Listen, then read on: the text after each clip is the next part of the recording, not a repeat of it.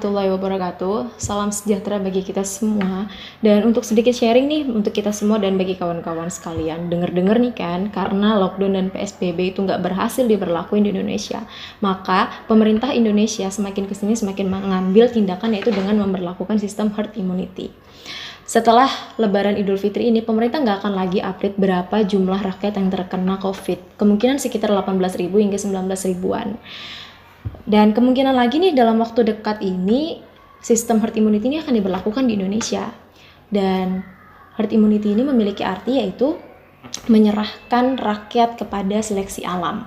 Di mana yang kuat akan bertahan, kemudian yang imunnya lemah akan meninggal dengan sendirinya. Dalam bahasa Jawa nih yang umum banget diketahui oleh kita semua yaitu urip yo karepmu, mati yo karepmu gitu kan. Nah, sedikit lagi nih sharing lebih lanjutnya mengenai herd immunity yang dilansir dari Al Jazeera pada 20 Maret 2020 bulan lalu. Herd immunity adalah situasi di mana cukup banyak orang dalam satu populasi yang memiliki kekebalan terhadap infeksi sehingga secara efektif dapat menghentikan penyebaran penyakit tersebut. Nah, caranya itu ada dua. Yang pertama, dengan vaksin. Belum ada vaksin COVID. Dan yang kedua, dengan membiarkan 70% populasi terinfeksi virus sehingga dapat memberikan kekebalan antibodi itu secara alami. Dan sambil menunggu nih vaksin itu ada, dan vaksin itu kan ada nggak mungkin dalam waktu cepat, paling cepat ya 1 tahun kemungkinan kalau cepat ya. Maka pilihan herd immunity adalah dengan cara menginfeksi penduduk secara keseluruhan. Bayangin ya, secara keseluruhan. Dari kemungkinan infeksi ini hanya ada 2 kemungkinan yang bisa kita lihat dan kita saksikan bersama, yaitu bertahan hidup bagi yang kebal dan meninggal dunia bagi yang tidak kuat.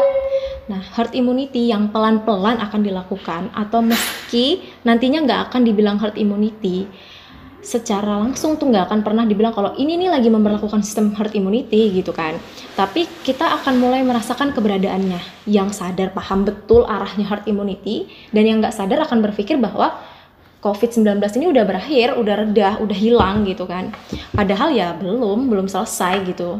Nah, herd immunity ini ala masyarakat dan warga plus 62. 1, pelan-pelan toko mall mulai dibuka.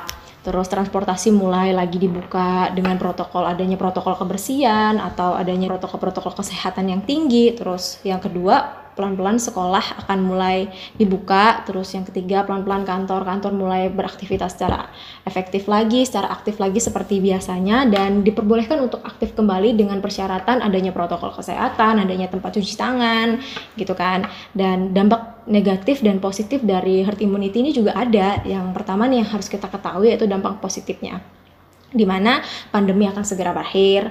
Yang kedua, akan terbentuk manusia yang lebih kebal, beradaptasi dengan penyakit baru. Yang ketiga, perekonomian tidak terhambat perkembangannya. Itu yang positif. Sedangkan ada juga yang negatifnya nih.